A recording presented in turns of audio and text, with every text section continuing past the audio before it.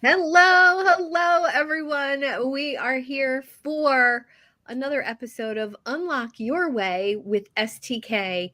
And it's been a minute since I was live. For those of you who don't know, recovering from some surgery, and it took a little longer than I expected. And I've been off of social media for about 4 weeks, and I'm so excited for the first conversation back to be with my dear friend, coach, mentor, and kata, Gordon Melville. Welcome, my friend. Thank you so much. It's so good to be here with you. Oh, I just I knew, being back live is always fun, and I wanted to make sure that it was with you because we've been trying to do this for a little while and we haven't been able to sync up our calendars with the time difference and everything. So this Sure. is going to be great. This will be awesome. I'm glad you're back and feeling better. Yes. Yeah, it's always surprising when you have to recover from something and it takes longer than you think. Mhm. It's always like, "Oh, really? Am I that old that it's gonna take this long?" So today I really wanna dive into, all that you do, and you do a lot. So you're a mindset mentor for a men's professional basketball team, Mhm. soon to be expanding, those to many more teams. I feel that's coming. Yep. And you're a coach and a speaker, and you do some incredible work in the realm of EQ, which I was lucky enough to participate in one of your EQ groups for women, which I truly loved so much. Let's pause for a second while my dog barks. That'll get edited out in In the post, this yeah. is real life here. UPS is here and she's pissed. But that's real life. That's That's real how life. we roll. Absolutely. And when this gets produced, Jason, my podcast producer, he'll edit all that fun stuff right out for us. So let's pause a second Yeah. while I tell her to stop. Yeah.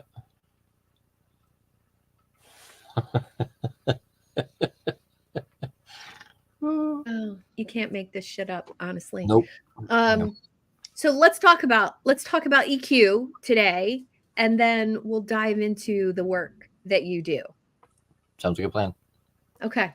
All right. So I just listened to one of your talks from something else that you do called Mo Mondays, and please mention that today also. Um, and I learned some things about you. Mhm. And how you got to, where you are now and what you're doing, and more importantly, how you changed your mindset and the way you were thinking and being in the world from being very down and very dark to really coming to this place of knowing yourself so much better. Tell us a little bit about that. Yeah, that's when you take an Energizer bunny and you've experienced some of that.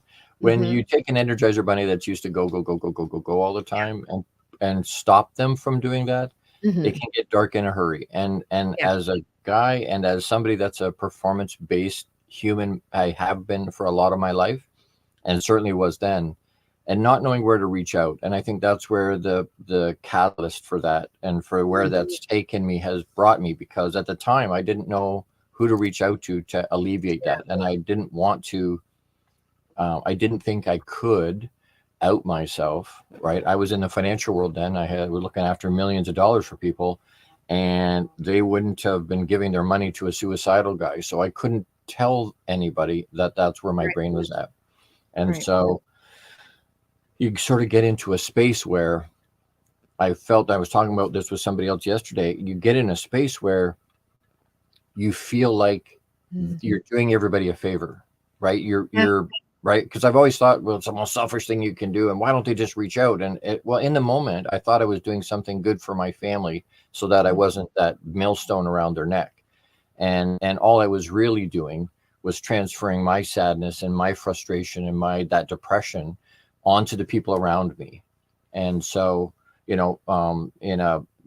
without going into huge amounts of detail, Papa saved me that day on the floor in the bathroom.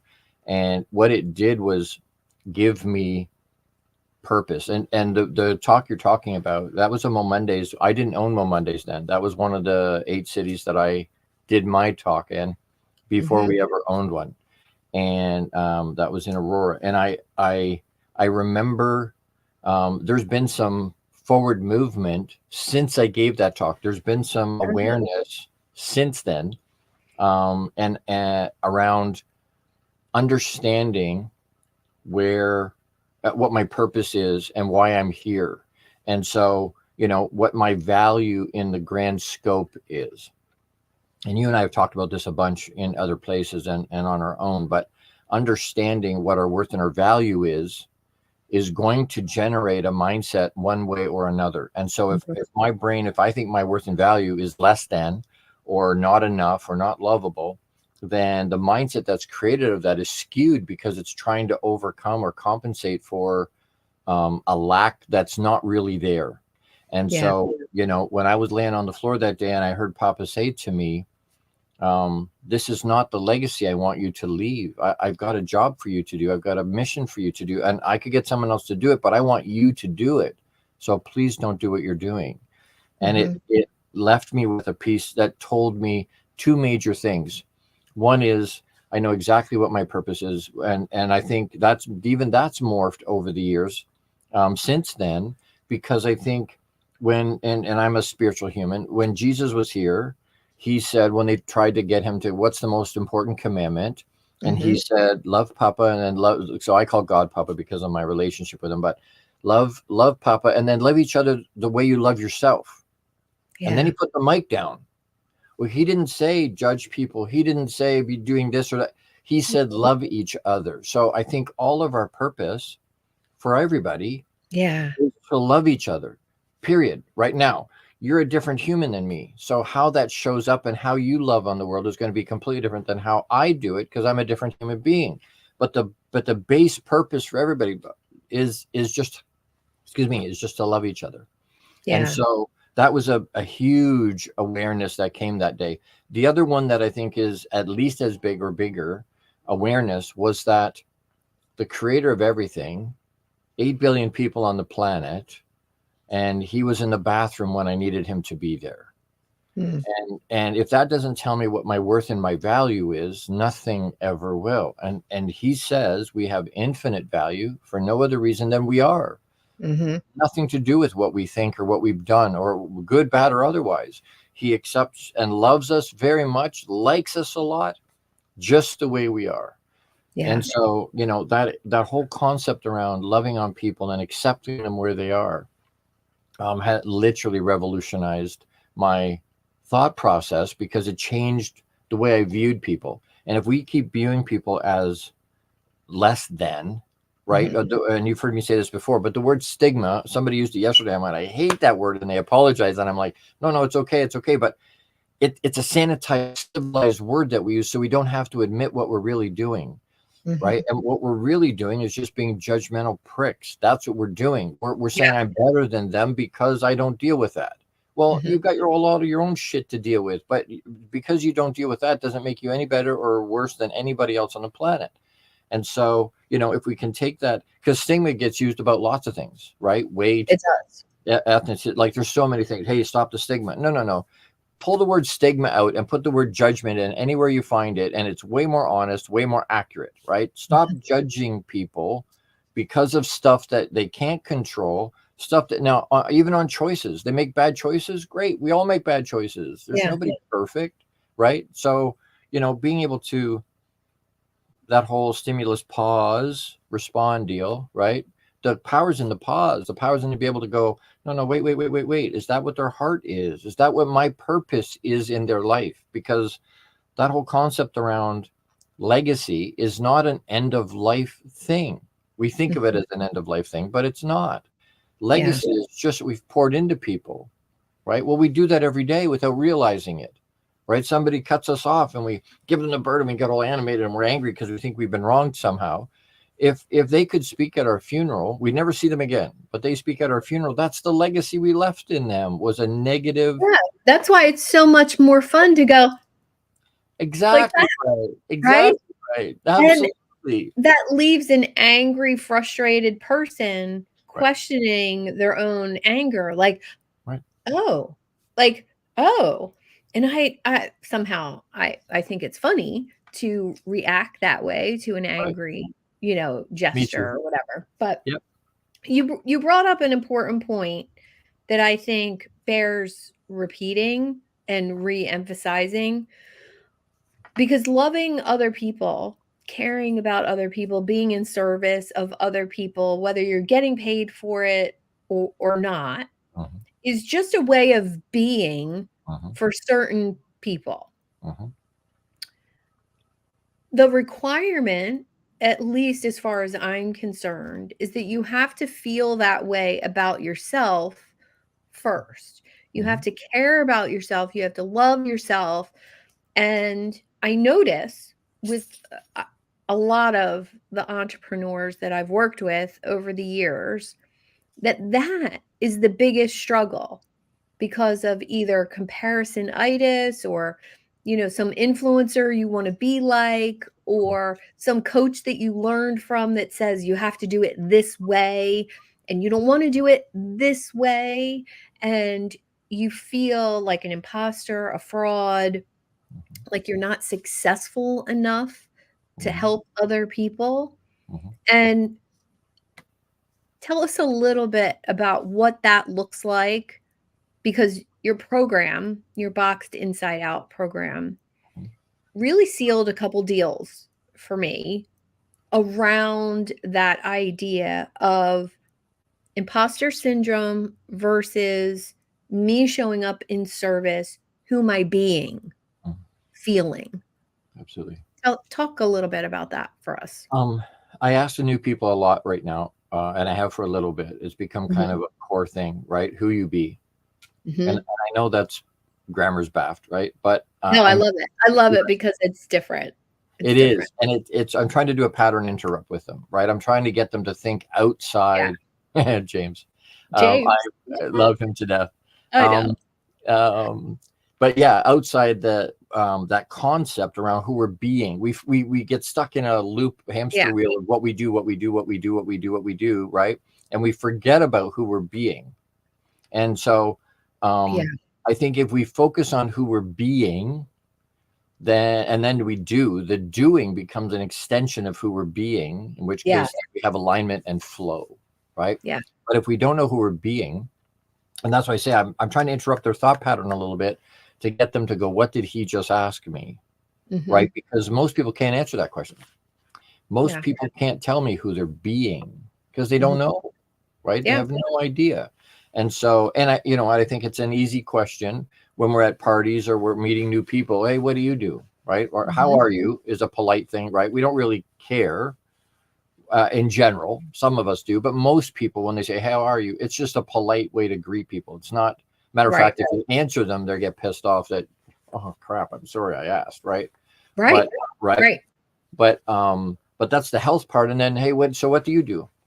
Is kind of it's an easier question than saying, who are you being? Mhm. Because they don't know. And that means they have to be transparent and vulnerable, and they don't want to do that either. So, well, I'm an architect, or I'm an insurance guy, or I'm a coach, or it doesn't matter what it is. The point is we conflate what we do with who we are, Yes. right? We get our identity and wrongly pull our identity out of what we do. And Mhm. what we do has nothing to do with who we are, Yeah. right? It's And such a so different question. it You is. know, um, I've had numerous different careers, and so have you. Mhm. But I believe I've always been being the same type of person, the Absolutely. same feeling, caring, Yep. service-minded, care Absolutely. about other people Right. person. Right. And I think when challenged to be better, Hmm. it's always on my list, right? I Right. know it is for you Right. too. Yeah. Let's let's have today be 1% better than yesterday. Let's have my performance be 1% better. Right. My food be better.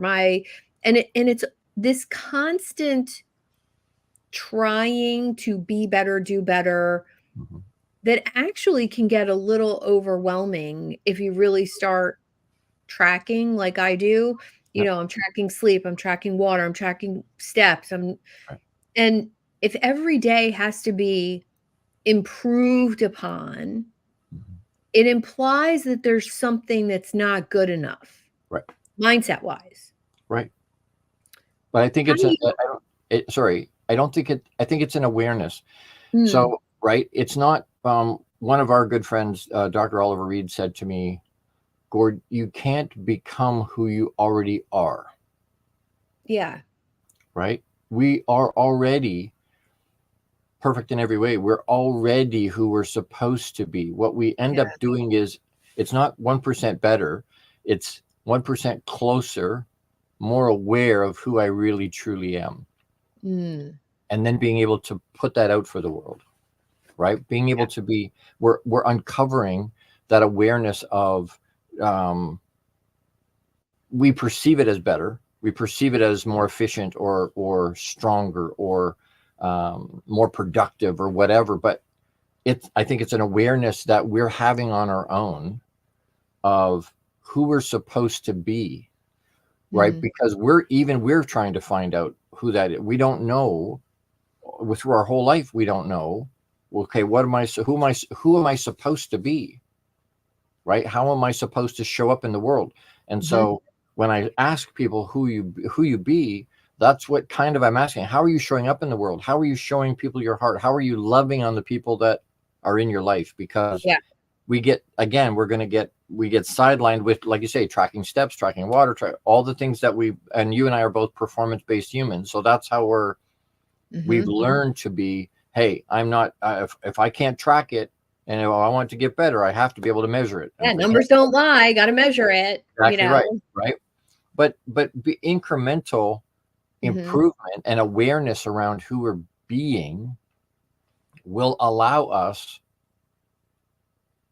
to be aware of who we're supposed to be, right? Yeah. We're not becoming, well, we are becoming, I guess, but we're becoming aware. We're not becoming a different human, Yeah, right? We're are uncovering the layers we of the are onion. we remembering who Yep, we're supposed to be? absolutely. I mean, Yep. in this world of, we're in the online space, but even if you're not in the online space for your business, there's still movies and TV channels and unlimited choices of types of peanut butter, and there's so many, like, do we really need 40 different kinds of peanut butter? It drives me crazy. But there's so many distractions, Right, right?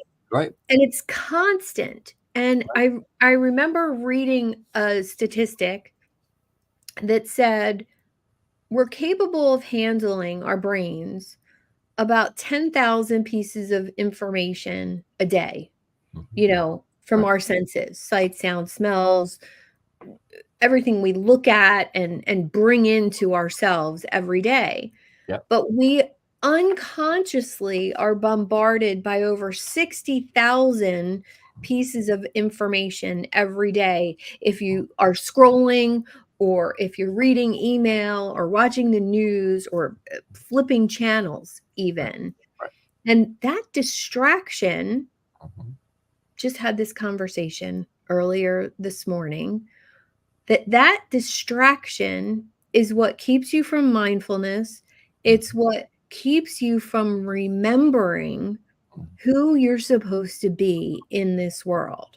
absolutely, So thank absolutely. you to Patricia Lindner for that conversation this morning. It was amazing.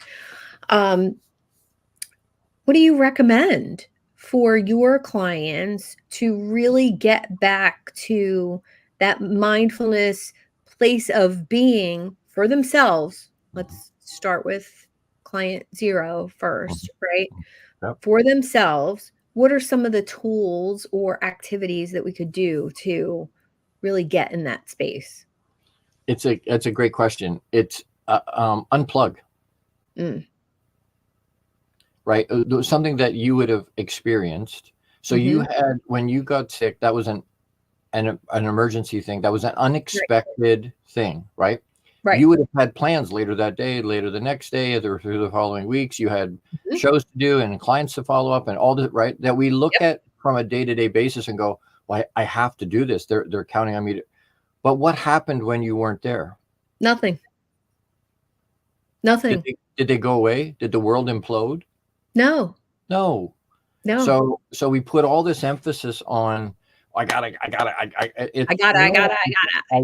right? Unplug, right? Yeah. I tell people all the time, I'll tell clients, literally unplug, stop. And it's empowering. I find it as an empowering thing because it means it's something I can control.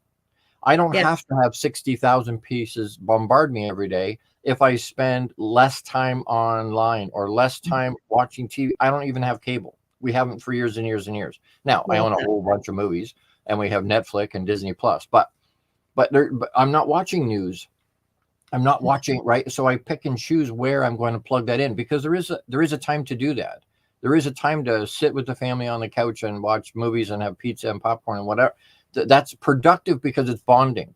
But right? But being able to control what you allow yourself to be exposed to. So taking that another step further, we have a conscious mind, unconscious mind, right? We have a conscious mind that has a gatekeeper. So if I said to you, hey, something, I say to you something that's completely wrong or against your beliefs or your morals or whatever, your conscious mind picks that up and goes, no, that's not right, and doesn't let it in. But your unconscious mind does not have a gatekeeper. And so we're talking right now, but if the radio's playing behind you, we're focused here, but anything that's happening on that radio, positive news, negative news, all the crap and what it's being poured into our subconscious without us realizing it's being poured in because there's no gatekeeper to stop it. And then we wonder why we get off the call and go, really, I want Burger King. I don't know why I want burger. Well, it was a part of do you know what I mean? That seed was planted. So even paying attention to falling asleep in front of a TV while stuff is playing, all that stuff is going in because your subconscious mind is not stopping it. Right. And then we feel overwhelmed and we feel which is a funny word. I've been talking about that recently with people. And I'm like, how do we go from whatever normal is to overwhelmed? There's no such thing as whelmed. I'm just whelmed. Well, we go right to overwhelmed, right? I'm already past. I think we should change it to overstimulated. Absolutely, for sure. Too much stuff going on, but we can control that. Stop and spend 5 minutes, spend 3 minutes meditating, and if you don't know how, reach out to one of the two of us. Will help you with that. But point is, I had this on my desk this morning is Marcus Aurelius, right? But finding something that you can meditate with, that you can focus, that's positive, that's good for you, that's right. I do a lot of vision work, right? So what does my life look like when I get where I want it to be? And to be able to, when I'm meditating, that gives me something to focus on so my brain's not all over the place. Right. But I'm walking through my life in that moment and going, what kind of a house do I live in? What do the doorknobs look like? What does the kitchen, what does the tile on the backsplash, like as detailed as I can get? Big cookies in that oven. And what does that smell like in that? So there's an emotional, but it gives me that ability to be able to dial right in and focus, right? Because that stimulation has us scattered. If we can pull our focus. I think that's so many people that I meet and more so in person, but I think it happens in the online space as well. I was at a networking event yesterday and I noticed there's probably about 30 people, on the Zoom screen, and 3 or 4 of them were obviously doing something else. Right. I mean, obviously looking over here, obviously typing. One was actually blah, blah, blah, blah, blah, blah, blah, like on the phone. And I thought, dear Lord, this many people are incapable of coming to a networking event and giving it their full attention, looking at the camera, for God's sakes, I'm not looking at Gordon right now. I'm looking at the green dot and pretending it's Gordon, because that's what looks like I'm looking at you on Zoom. Like you have to know the box that you're in, and so many people don't. So multitasking, trying to pay attention, you're never going to connect authentically with other people without eye contact. And I notice this in person too, that when you meet people in person and you're an eye contactor, like I want to know you. I want to look into your soul and meet you. Me too. A lot of people, it makes really uncomfortable. Absolutely. That's a brilliant exercise I do with clients. Yes. Where I say to them, find somebody that you love or care about. So a spouse or a significant other, or and block out everything else. No sound, go to a place where you're not going to get interrupted. And start an alarm for just 2 minutes. And don't make eye contact. Eternity. Within, it is 2 minutes is right. Within 30 seconds, they're crying because they're like, well, I right now, Justin and I can do that for an hour and a half. We can go, but we practice that over a long period of time. If I catch her eye across the room, we joke about it, that she's like, hey, stop looking at my soul. Right. Because I just don't look away. And she's like that, but it's such a bonding thing as human beings to look into. Everything is in, especially for women, right? Guys don't connect that same way. We eye contact for sure, but women will tell you more with their eyes than they ever do with their mouth. But we're not paying attention to that, right? I probably have told you before, I do this thing where I'll put my hand over a woman's nose and her mouth and just look at her eyes. And I've done this with women that I don't know, that are just met. And I show me a picture of you from 10 years ago or from 20 years ago. And they do. And I put my hand over their nose and mouth, and I'm like, okay, just looking in their eyes, there's angst, or there's frustration, or there's fear, or there's, and they're like, how the hell do you know that? And well, it's right there. It's right there, but we're not paid attention to that. We don't. And I think that comes back to who we're being. It all gets rooted there, because if we're being who we're meant to be, then we give a shit about people. Multitask, it's a misnomer, because what you're doing is half-assing it on everything. You may get lots of, I look at all the things I got done. No, you got kind of marginally done all of those things. If you'd have really focused on one of those things, you've probably done it better and faster, right? But I take this into another space especially with men, but I think we all do it. To your point, we do this thing where when I'm at work, I lament that I'm not at home. And when I'm at home, I lament that I'm not at work. And so I'm not present in either place, right? And as a guy, my wife will go, oh, you're not here. I'm right here. I'm physically right. Yeah, but she says, you're not here. Okay, right? Because that's the vibration I'm giving off when I'm like, okay, you know what? Wait, I got to make sure I follow up with that guy, and I got to send those 3 emails. And my body's sitting here, but my brain is not here. And we do that to each other and wonder why. So those people on that Zoom, it's like, if you're going to show up, if you're going to be here. Right. Especially if you want connection, referrals, and business. Right. My goodness. How can you a favor, be present in the moment? Yes. Most of us can't. Most of us aren't it's called the present. Like, it's a gift to be right here, right now. The rest of our day is gone. We can't do anything about anything that's happened up till right now. And we're not promised, not just not tomorrow, not later today. That means this moment right here is the only time we really have. So can I be present right here? Can I give that gift to myself and to whoever I'm talking to? There's nothing else going on. You had stuff going on earlier. I had stuff going on earlier. We both have stuff going on later. But right here, right now, there's nothing in my life except Suzanne. There's nothing happening except you. And when we do that, you're right. The connection is way, way, way stronger. Well, let's talk about that. Do you think, now we met each other and we very quickly became connected. Like we did. spiritually Yep. connected. Right. We've never met live, No. And sadly. I feel like you're a soul brother to me. Like you are this warm and comforting, motivational, inspirational force in my life. And when we get to do that for other people, well, it's an incredible gift. Mhm. But that would have never happened Mhm.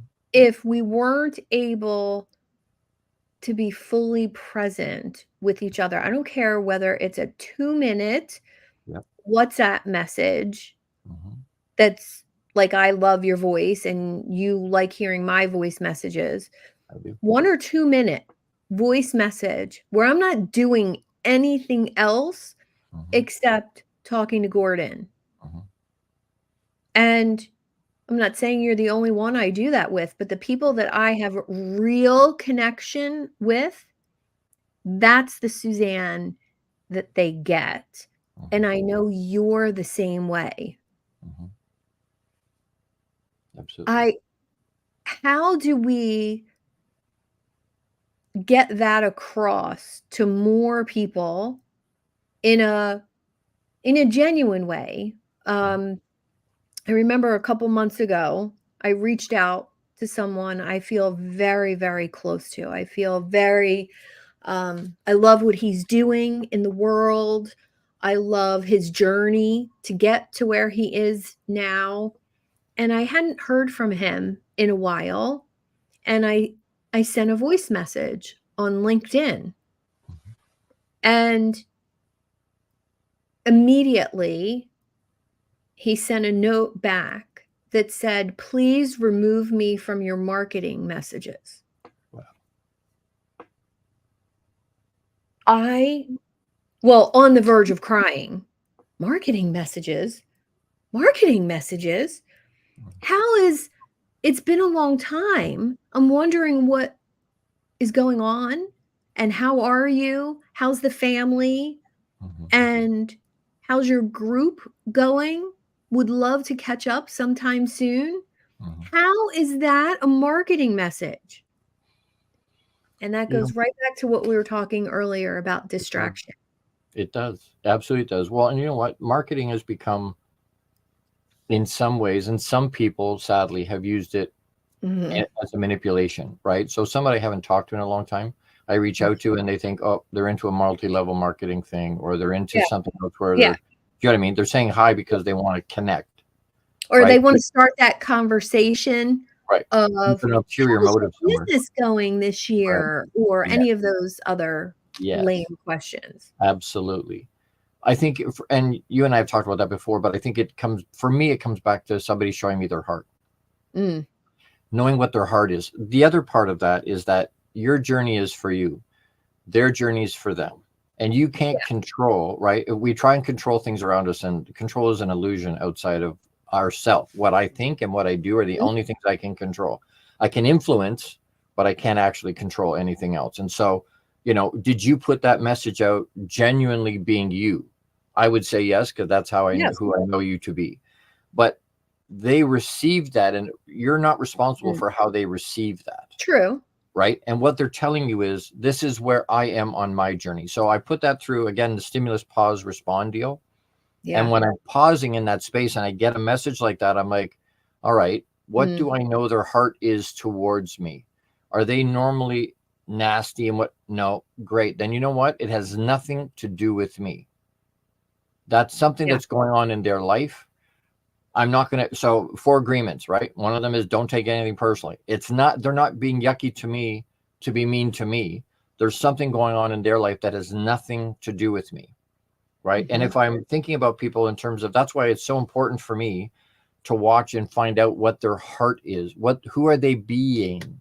Because once I know yeah, that, I'm evaluating the pause thing when I hear something that's incongruent with who I believe they are and who they've been to me. then mhm, then I'm stopping and going, okay, wait. That has nothing to do with me. That's not who they are to me. So clearly yes, there's something going on in their life. And to not take that personally and go, you know what? What they've done is chosen not to be part of my community, and that's Correct. okay, right? And And that is today, okay. it But is okay. It's it hard did though. make me because there's a couple influencers out there who teach this method of authentic connection, and they teach you to reach out to friends and make new connections and actually act like you care, act like their friend, to get them engaged in a conversation when really it's a robot doing it. Hmm. And I think so many people are doing this inauthentic Right, marketing right. that it has soured Hmm. things for people who want genuine connection.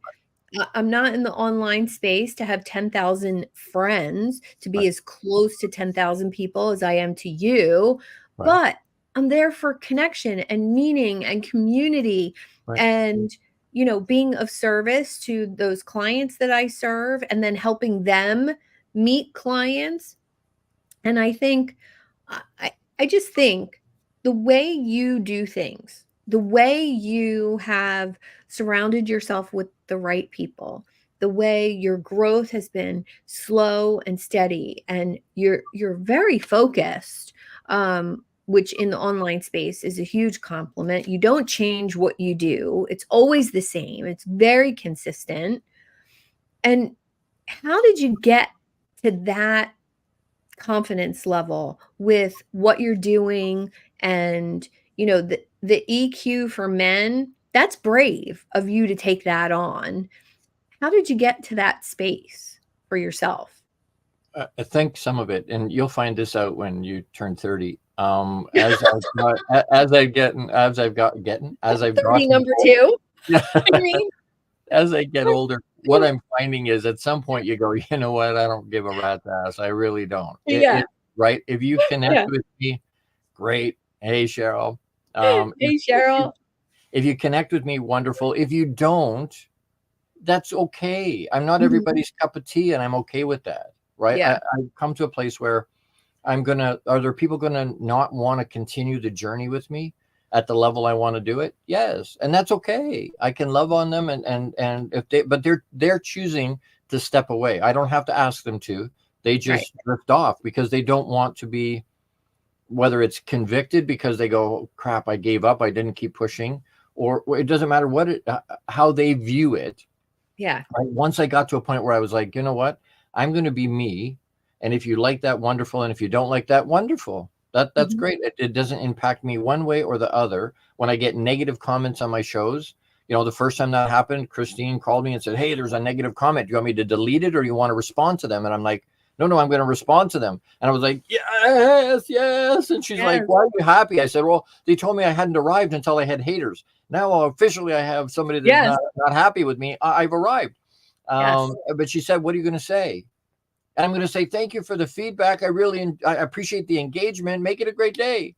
And she goes, Yeah. "Oh, yeah, you can say that. That's fine." Right. Because she's Yeah. worried it's going to, right. But once you get to a place where, and focusing so hard on who I'm being, I'm going to show up a certain way. And if you like that, great. If you don't like that, great.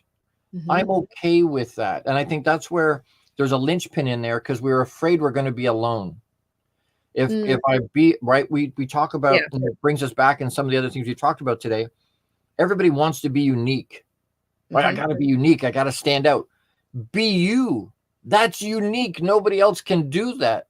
You Yeah. do you better than anybody else, right? Yeah. But we have this neurosis around that says, well, and we do have moments, right? We have these Superman things. We put our hands on our hips and we go, "Hey, I'm going to be unabashedly, unapologetically me. And if they like it, great. And if they don't like it, great."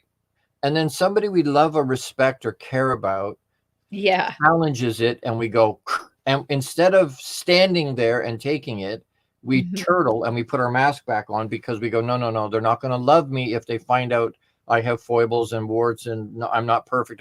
None of us are. Get over yourself. So, Well, isn't right, that one of the, main human fears, is to be yeah, ostracized from the pack or the family or the tribe absolutely, or Right. And take that a step further. We're in some incredible communities together. We're in my Yeah. community, we're in CLA community, I'm in your Yeah. Boxed Inside Out community, like Yeah. so many communities, different groups of people. And the fear for most is that if I truly let my freak flag fly and am truly myself here, right? Yeah. Whoa, there's some people that aren't going to like it. I don't And care. I They're don't not care. part of they weren't meant to be part of your tribe. And Right, that's okay. right, Right. right. The weird thing is this, if you let that's hilarious. Freak Go ahead. It's hard to flag say. fly. That's that alliteration Yeah. I can do. If you do that authentically, some Uh-huh. people are going to leave. Some people are going to be attracted to the fact that you're being authentically you. Yes. So we're so interdependent. You're going to attract new people that love the fact that you're being you, right? Yes. Like I wear shorts and sandals all year. And some people go, you're out of your mind at -40. And some people go, good on you. You're being a hardy Canadian guy. But Yeah. I don't care. It doesn't make any difference to me. I get heat Yeah. from people. Some people love the beard. Some people hate the beard. I don't care. Right. When I shaved my head, I got to get it cut again. When I shaved it on the sides, I had a relative, and I won't say who it is because I don't want to throw them under the bus. I love my mother-in-law, but anyway, so she said to me, and I love her, she's wonderful, but she said to me when I first cut it, she put her hands, she's a little tiny little lady, and she put her hands on my face and she goes, Gord, I hate your hair. And I said to her, well, then it's a good thing I didn't do it for you then, isn't it? I did it for me. I didn't do it for you. I've conformed for 50 years. I'm done. Yes. I am Yes. going to be me. And if you like it, great. And if you don't like it, no Yes. problem. Don't look at my head. I don't care. Yeah. Right. And to be able to stand in that and show up that way day after day after day after day with a focus on how do I love these people? I'm paying attention, that awareness around my legacy, right? What am I pouring out into these people at the grocery store, at the bank, or in the road, or in the groups we're in, right? How am I showing up? What kind of an experience are they having talking to me? And I want it on my gravestone that says, I always knew he loved me. Partly because that's the Papa side, right? He's always loved me. I always know he loves me. But I want experiences with me when we may not agree. We may not get along 100%. We may not, but at the end of the conversation, they know without a shadow of a doubt that Gord gives a shit about me as a human being. Yes. Aside from everything else, he cares about me as a human and loves me, because I think we conflate, especially guys, we conflate love with sex. And so when I say to my guy friends, I love you, when I first started to do that years ago, they're like, do we need to have a conversation? I'm like, no, I love my wife and I love women, and there's nothing wrong otherwise, but that's not who I am. And so being able to tell them I love them, to hug them and show that affection. How often do we find situations where we talk to somebody, we have an interaction, we mean to reach out to them and we don't. Their name comes to mind and we don't reach out. And then we find out something's happened or they've left the planet. Oh, it just it happened a couple months ago with a dear mentor of mine who taught me NLP. He was 83 and lived in his own apartment, reasonably healthy. Through the 60s and the 70s, he was a trainer to Tupperware, salespeople, Mary Kay, all these big network marketing companies from back in the day. Very famous. Yep. And we became friends at one of his workshops. I stumbled into, his intro to NLP workshop, and he walked over to me out of 30 people and he said, I've never seen anybody take to this like you. And he's like, how do you know how to do this stuff? And I said, oh, I've been a dental hygienist for 20 years, practicing with a lot of people, building connection, building rapport, blah, blah, blah. Right. And by the end, we were fast friends. Well, flash forward, 15 years, and I still would drive out to his place in PA and have lunch with him every couple months. And I had COVID in March. And I couldn't go. And I said, I'll come next week. and he passed away. Mhm.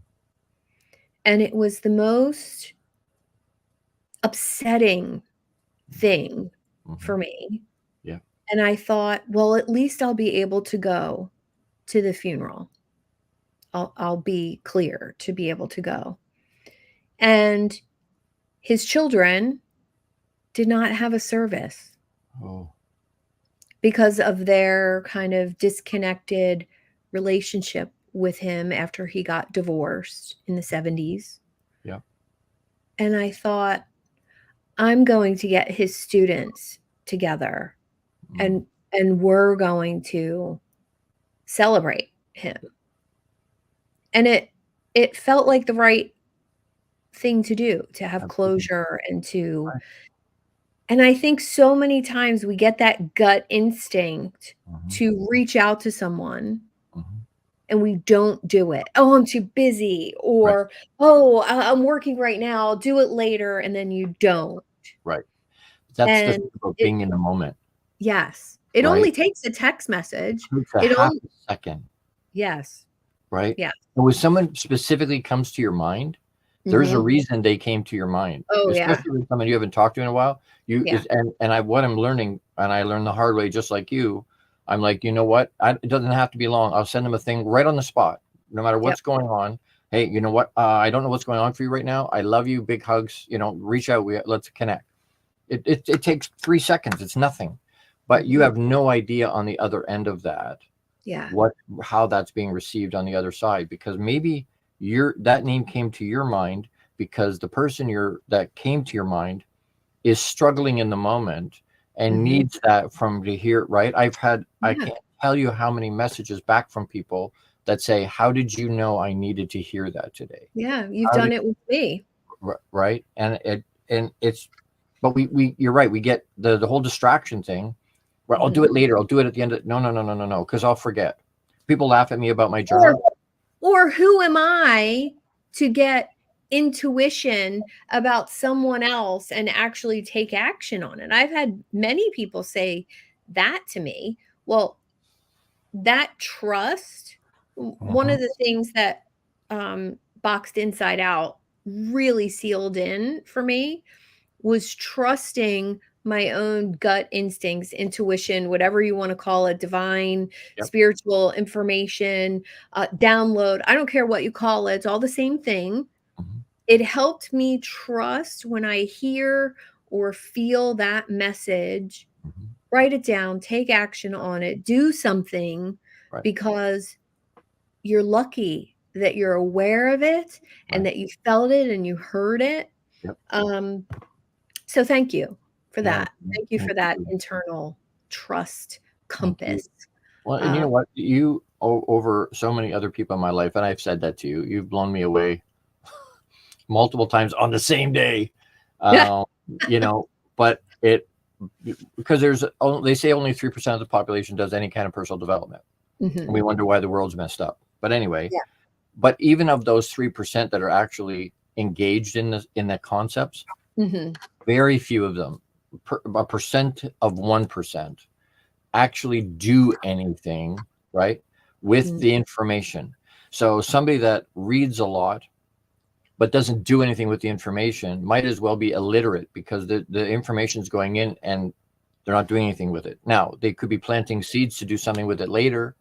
That could be, but somebody that can read and doesn't is on the same level as an illiterate, right? Like, so being able to take the information and do something with it. Knowledge is not power. Applied knowledge is power, Yeah. right? And so being able to take it, and you not only learn the stuff, you take the information and you go, okay, so how do I apply that? And the next thing I know, I'm getting an email or a thing from you that goes, hey, I'm doing this now. I'm like, holy crap. Like I remember a I conversation with you. laugh because my clients say the same thing. When I used to have my book club, which I'm Mhm. really excited is going to be coming back with Cool. Brene Brown's newest book, Atlas of the Heart, which is all about the human emotional Okay. experience. I think it'll be so beneficial for entrepreneurs. Yeah. But when I used to do my book club, it was always a business or marketing or some sort of business growth book. Right. And we would read the book in a month, and we would meet once, and we would talk about it. What was your big takeaway? What action are you going to take? And then I would produce, with some help of AI and the way I summarize a book, an action plan for entrepreneurs reading this book. And I remember the last one I did was Key Person of Influence by Great book. Daniel Priestley. Great book, Great. right? I love I him. live by that book. Yep. And I made an action plan Mhm. for my clients and the people that were participating in the book club. Mhm. And every single person was like, oh my God, you took that book and gave me a number one, do this. Number Mhm. two, do this. Right. And if you're not going to do that when you read, Right. I don't know what you're reading for. Right. Well, and to take that to another step, you can write the plan down. Do you Yeah. execute the plan? Mm-hmm. Do you know what I mean? Like you and I. One thing from each Right. book Exactly. that I've read, that you've read, light years ahead of other people, just Absolutely. taking one thing from Right. each book. Right. Well, I remember a conversation with you where we were talking about fees, and that's something coaches struggle with huge, because they're like, okay, what are they paying me for? My time, my information, my 30 years of experience, my what I've paid, the reimbursing, like and they struggle to come up with a number. And you are like myself, right? We struggle to come up with a number. And I had said to you, you had said, I forget what the numbers were now, but you had said, this is what I charge now. And I said, great, you should charge this. And it was like 10 times the amount of money. And you went, okay. And that's what I'm saying. Well, I got an email that day that you sent to all your people. Hey, this is the new fee structure. I'm like, yeah, damn, that's awesome. Because it's not, people say the road to hell is paved with good intention. Like it's the good intention that's the problem. Have the good intention, but then do something with it. Don't just let it. The problem is we didn't do anything with the good intention. We didn't. We got that message, that download. Hey, Suzanne's struggling today, or even, and maybe that's not even, just Suzanne's name pops in my brain. I'm doing my stuff, and oh, Suzanne. Okay, I don't know where that come from. I don't know why, but for some reason it's there, right? And to say, who am I to? Well, I don't know why, but for some reason it's been put into my mind. So I've been chosen to be able to reach out to her. For some reason, she needs to hear from Gord. For whatever reason, maybe it's the same message she's hearing from somebody else, but for some reason she needs to hear something from me, and to trust that what I put in is what you, and it's not, oh, how I'm not laboring about it. I'm thinking, what would I say to her? I'm telling her I love her. I'm telling her, hey, I'm big hugs. Hey, I don't know what's going on, but I'm here for you if you need me. And pump that out. Is that what she needs to hear? I don't know, but I'm trusting whatever put your name on my mind will put the right words in my mouth or in my thumbs to text to you that are going to be what you need to hear in the moment. And oddly enough, when I trust that way, right, and I focus on, again, I'm plugged into who I'm being, right? Who am I? My goal is to love on everybody. My purpose is to love on everybody. And so when I focus on who I'm being and who I believe I'm meant to be, then when the action happens, when the doing happens, it's in alignment with who I'm being. And then you have this massive, on the other end, you have that really impactful, meaningful connection with somebody, because both people are being authentic. Both people are being who they are. There's nothing I could find out about STK, nothing that would change how I feel about STK. There's nothing you could tell me. Okay. There just isn't, because I know who you're being.